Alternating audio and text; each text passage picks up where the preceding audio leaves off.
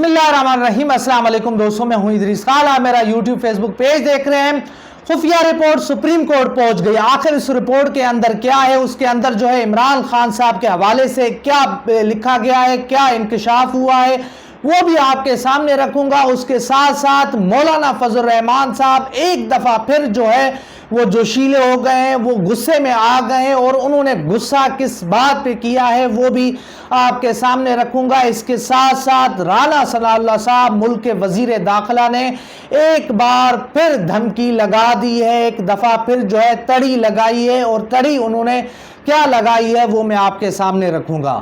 عمران خان صاحب نے بھی مورچہ سنبھال لیا، انہوں نے بھی دمادم مست قلندر کر دیا۔ آج سے انہوں نے پنجاب بھر میں جو ہے انتخابی مہم کا اعلان کر دیا ہے۔ اب وہ جو ہے تمام جو ہے ڈسٹرکٹ میں جائیں گے، تمام پورے صوبے کے وزٹس کریں گے، وہاں پر جلسے کریں گے، وہاں پر جو ہے بڑا میدان سجائیں گے، ایک میلہ سجنے والا ہے۔ اس کے ساتھ ساتھ ایک بڑی رپورٹ اور ایک خفیہ رپورٹ جو ہے وہ سپریم کورٹ آف پاکستان پہنچ گئی ہے، اور رپورٹ وہ پہنچائی ہے وزارت دفاع نے۔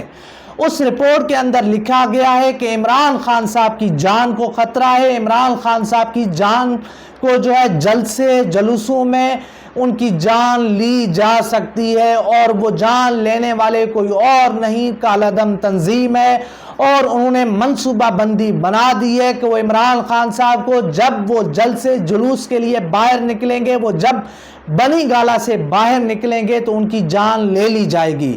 تو یہ وہ خفیہ رپورٹ ہے جو اس وقت سپریم کورٹ آف پاکستان میں وزارت دفاع نے پہنچا دی ہے، اور اس رپورٹ کے بعد ایسے لگتا ہے کہ عمران خان صاحب کو اب اس رپورٹ کی بنیاد کے اوپر بنی گالہ سے باہر جو ہے نکلنے نہیں دیا جائے گا۔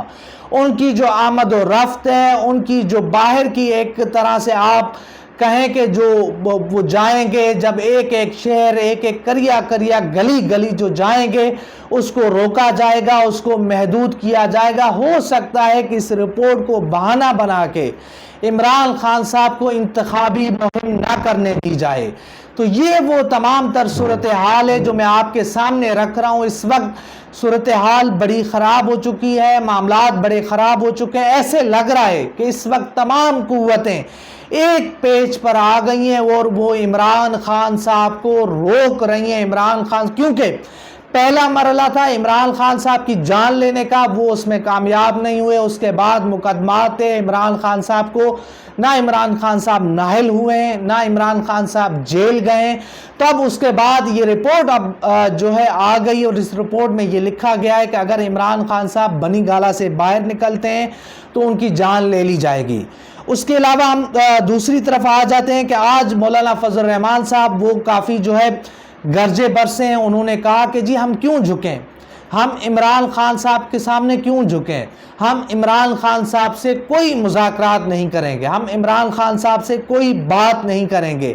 مگر دوسری طرف جو عمران خان مولانا فضل الرحمان صاحب کے اتحادی ہیں، مولانا فضل الرحمان صاحب جس پی ڈی ایم کے سربراہ ہیں، اسی پی ڈی ایم میں شامل تمام جماعتیں عمران خان صاحب سے منت ترلا کر رہی ہیں کہ عمران خان صاحب ان سے آ کر بات کریں، ان سے آ کر جو ہے اپنا بیٹھ جائیں، ان کے ساتھ مذاکرات کریں، اور کسی نہ کسی طریقے سے انتخابات کو آگے لے کر جایا جائے۔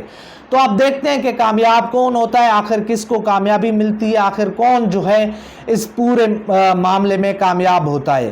دوسری طرف آ جائیں کہ رانا ثناء اللہ صاحب وہ کہتے ہیں کہ جی ہم عمران خان صاحب کے اوپر کوئی اور مقدمہ نہیں بنایا، ہم نے عمران خان صاحب کے اوپر کوئی جھوٹے مقدمات نہیں بنائے، ہم چاہتے تو عمران خان صاحب کے اوپر سزائے موت کا بھی مقدمہ بنا سکتے تھے، مگر بے شرموں کو کیا شرم آئے، انہوں نے ان کے اوپر جس طرح کے واہیات مقدمے بنائے، جس طرح کے جھوٹے مقدمات بنائے، جس طرح سے ان کے گھر کے اوپر حملہ کروایا گیا، جس طرح سے چار دیواری کا جو ہے تقدس وہ پامال کیا گیا، وہ بھی آپ کے سامنے ہے۔ جب کوئی کرپشن کا کیس نہیں ملا تو توشہ خانہ کا کیس لے آئے، فارن فنڈنگ کا کیس لے آئے، اس کے بعد جو ہے ٹیریان کا کیس لے کے آئے گا، مگر یہ وہ 3 کیسز تھے جس کے اندر پی ڈی ایم جو ہے ایک طرح سے ان کو یقین تھا، اس کو امید تھی کہ جی ان 3 کیسز میں سے کسی ایک کیس کے اندر عمران خان صاحب نااہل ہو جائیں گے، عمران خان صاحب کو سزا ہو جائے گی، عمران خان صاحب جیل چلے جائیں گے، مگر ایسا نہیں ہوا۔ یہ تینوں کیسز پٹ چکے ہیں، ان تینوں کیسز میں اب جان نہیں رہی ہے، تو اس کے بعد ان بے شرموں نے عدت کا کیس لے آئے۔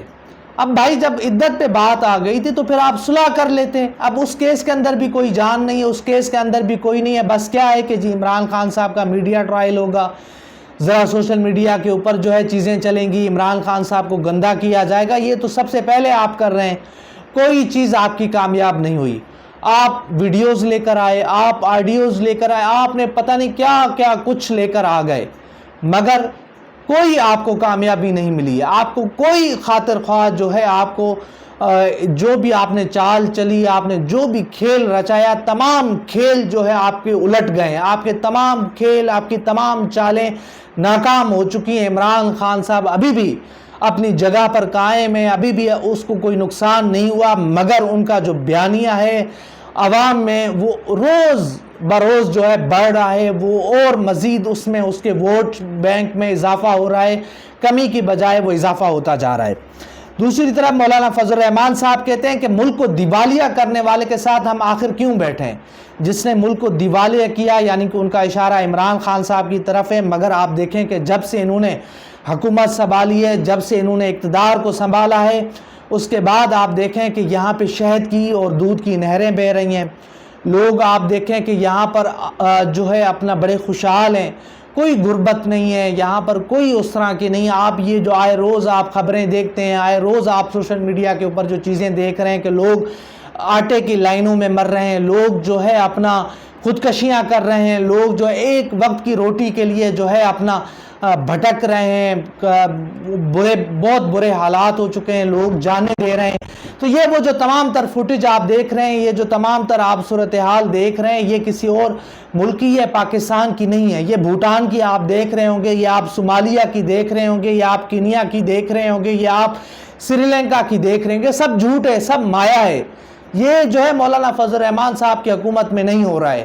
تو یہ تو ان کی صورتحال ہے، یہ تو ان کی اوقات ہے، یہ تو ان کی وقت ہے۔ اور پھر جناب یہ کہتے ہیں کہ جی ہم ان ججز کے خلاف کارروائی کریں گے، اور جو اس وقت ان کے خلاف کیسز سن رہے ہیں، جو انہوں نے کہا کہ جو 8 رکنی جو بینچ ہے یہ توہین عدالت کر رہی ہے، اور اس میں جو لوگ ججز شامل ہیں ان کے خلاف کارروائی کرے۔ اب حکومت کیسے کارروائی کر سکتی ہے؟ ان کے پاس کوئی مینڈیٹ نہیں ہے، ان کے پاس کوئی اختیارات اس طرح سے نہیں ہے۔ ایک پورا طریقہ کار ہے، ایک پورا نظام ہے۔